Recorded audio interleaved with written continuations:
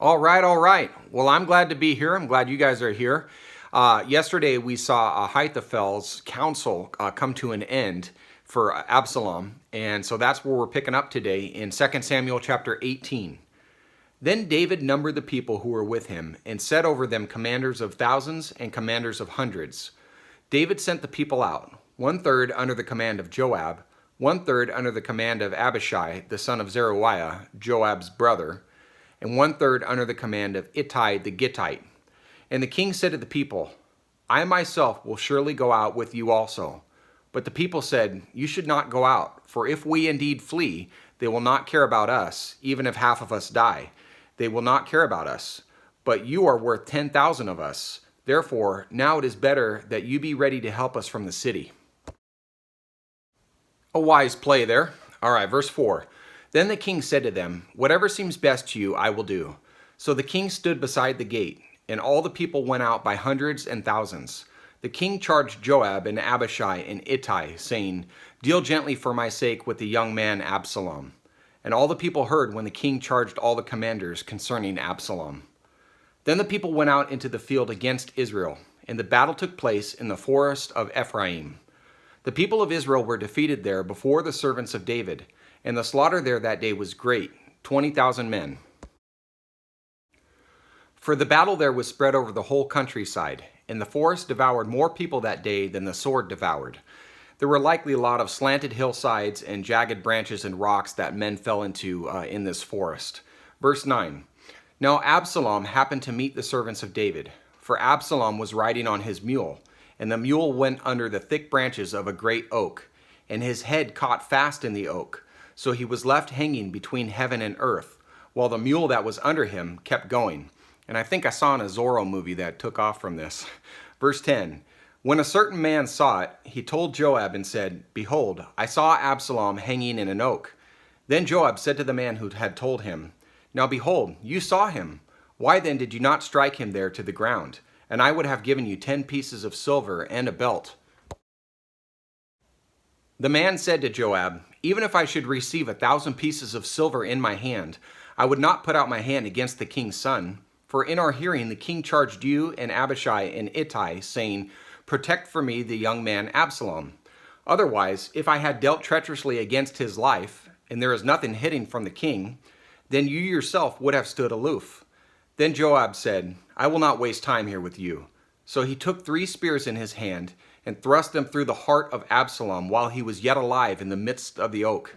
And 10 young men who carried Joab's armor gathered around and struck Absalom and killed him. So Joab had no qualms about killing his cousin here. Then Joab blew the trumpet, and the people returned from pursuing Israel, for Joab restrained the people. They took Absalom and cast him into a deep pit in the forest, and erected over him a very great heap of stones.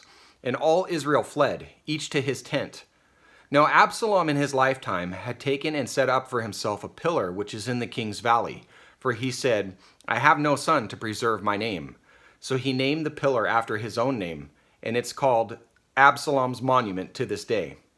Then Ahimaaz, the son of Zadok, said, Please let me run and bring the king news that the Lord has freed him from the hand of his enemies. Ahimaaz might want to pump the brakes on this one, as the track record of bringing the king news of his deceased relatives has not been very good.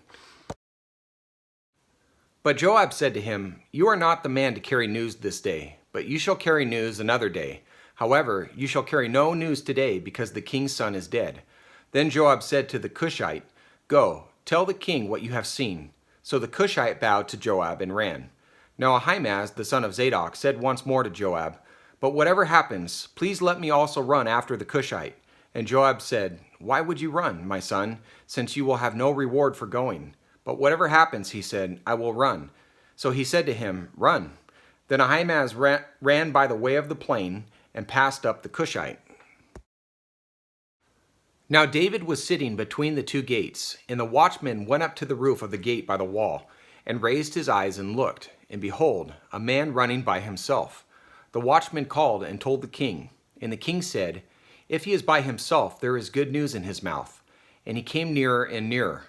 Then the watchman saw another man running, and the watchman called to the gatekeeper and said, Behold, another man running by himself. And the king said, "This one also is bringing good news." Wishful thinking there, David. Verse 27, the watchman said, "I think the running of the first one is like the running of Ahimaaz, the son of Zadok." And the king said, "This is a good man and comes with good news." Ahimaaz called and said to the king, "All is well."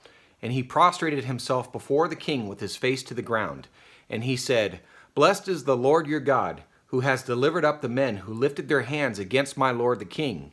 The king said, "Is it well with the young man Absalom?" And Ahimaaz answered, "When Joab sent the king's servant and your servant, I saw a great tumult or uproar, but I did not know what it was." Then the king said, "Turn aside and stand here." So he turned aside and stood still. Behold, the Cushite arrived, and the Cushite said, "Let my lord the king receive good news, for the Lord has freed you this day from the hand of all those who rose up against you." Then the king said to the Cushite, "Is it well with the young man Absalom?" And the Cushite answered, "Let the enemies of my lord the king, and all who rise up against you for evil, be as that young man." The king was deeply moved, and went up to the chamber over the gate, and wept. And thus he said as he walked, "O my son Absalom, my son Absalom, would I had died instead of you, O Absalom, my son, my son." The consequences of sin are very real in this life, and this was a hard pill for David or any of us to swallow. But may it be a lesson. These things are recorded and written for us as a lesson, so let's pay attention and make sure we don't make the same mistakes. God bless you. Hope to see you tomorrow. Take care.